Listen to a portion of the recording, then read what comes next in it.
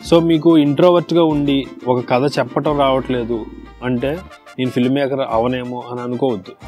ఎందుకంటే ఇండస్ట్రీలో బోల్డ్ ఎగ్జాంపుల్స్ ఉన్నాయి where they will make so much beautiful films చేసే ఫిల్మ్ మేకర్స్ నెరేషన్ వైజ్ ఇవ్వలేరు బాబు. సో యాజ్ ఎ బ్యాక్ బెంచర్గా ఫిలిం మేకింగ్ బ్యాక్ బెంచర్స్కి ఈజీగా ఉంటుంది. What about introverts? వాళ్ళు సర్వైవ్ అవ్వగలుగుతారా ఫిలిం మేకింగ్లో? యా, అంటే బ్యాక్ బెంచర్స్కి ఫిల్మ్ మేకింగ్ ఈజీ అవుతుందంటే జనరల్గా ఉండే ఒక అపోహ అది. సో ఎందుకంటే ఫిల్మ్ మేకింగ్ ఎప్పుడు కూడా చాలామంది ఇంటరాక్ట్ అవ్వాలి, ఎక్కువ తిరుగుతూ ఉండాలి, లాట్ ఆఫ్ ఐడియాస్ త్రో చేస్తుండాలి. సో బ్యాక్ బెంచర్స్ యూజువల్గా అలా రఫ్ అండ్ టఫ్గా ఉంటారు కాబట్టి వాళ్ళకి film making much more easy అని జనరల్గా అనిపిస్తుంది. తప్పేం కాదు అది అలా అనిపించడం. ఒక రిలేటివ్గా చూస్తే ఫస్ట్ బెంచర్ ఉన్నాడు అనుకుందాం. ఫస్ట్ బెంచర్ ఎలా ఉంటాడో చాలా స్టూడియస్గా ఇచ్చిన హోంవర్క్ కరెక్ట్గా చేసుకుని కరెక్ట్గా ఇలా ఉంటాడు. అవుట్ స్పోకెన్గా తక్కువగా ఉంటారు కదా యూజువల్గా. సో ఫస్ట్ బెంచర్ కన్నా లాస్ట్ బెంచర్కి ఇక్కడ స్కోప్ ఎక్కువ ఉంటుంది అని అనిపిస్తుంది, కానీ అది కరెక్ట్ కాదు. ఎందుకంటే ఎనీబడీ కెన్ బికమ్ ఎనీబడీ. ఇక్కడ మీకు film making or writing side మీకు ఫండమెంటల్ కావాల్సింది openness to ideas, openness to lot of things, అది ఉండాలి. ఇంట్రోవర్ట్ ఎక్స్ట్రోవర్ట్ అనేది కాదు. మీకు ఫర్ ఇన్స్టెన్స్ చూడండి, ఆర్జీవి గారు ఉన్నారు. ఆర్జీవి గారు పక్కా హీజ్ ఏ బ్యాక్ బెంచర్, మనకి అది క్లియర్గా తెలుస్తుంది. సో ఆయనకి స్టడీస్ మీద కన్నా ఎక్కువ అదర్ యాక్టివిటీస్ మీద చాలా ఉండేది. హీజ్ అవుట్ స్పోకెన్, కొంచెం ఇది ఆయన ఫిల్మ్ మేకర్ అయ్యాడు. ఓకే, రెండు నెక్స్ట్ మణిరత్నం తీసుకోండి. Mani Ratnam opposite to RGV.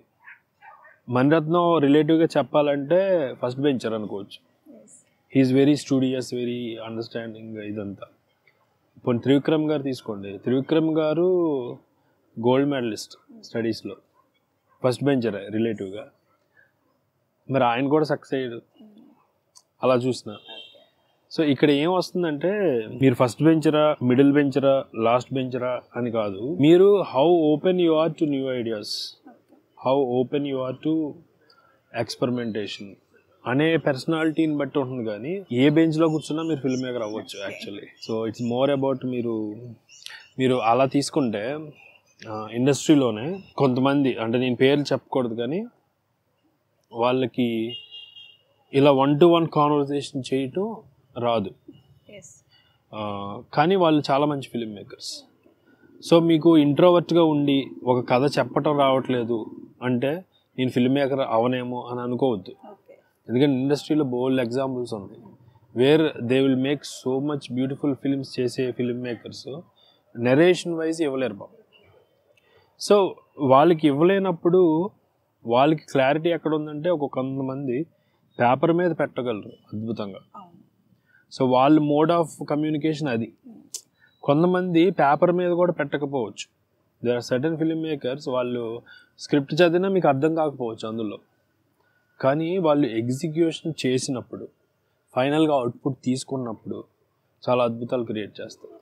So అందుకని ఇంట్రోవర్షన్కి ఎక్స్ట్రోవర్షన్కి వీటికి ఫిల్మ్ మేకింగ్లో సక్సెస్కి అసలు సంబంధం లేదనమాట. సో నెరేషన్ అద్భుతంగా ఇస్తేనే గ్రేట్ ఫిల్మ్ మేకర్ అని లేదు, నెరేషన్ పూర్గా ఇచ్చిన మూలాన ఇతను అవ్వలేడు అని ఇలా అసలు వీటితో అసలు కొలమానం అనేది లేదు.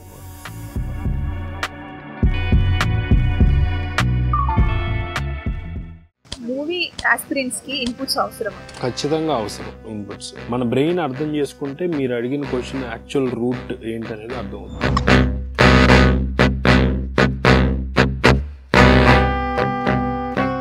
సార్, ఇప్పుడు పుష్ప 2 మూవీ రిలీజ్ అయింది కదా, సో పబ్లిక్ టాక్ ఎలా ఉందంటే స్టోరీ లేదేం లేదు, స్టోరీ లేదు. చాలా మందికి తెలియని విషయం ఏంటంటే ఏ ఆడియన్స్కి స్టోరీ గురించి అసలు పట్టించుకోరు. స్టోరీ ఏంటి అనే దాని గురించి రారు అసలు సినిమా తీయడం.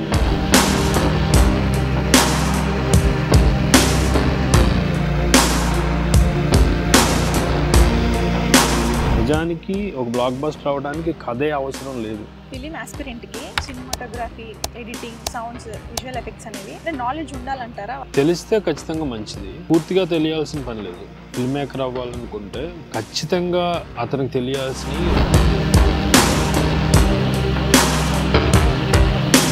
Life rewards action, not intelligence.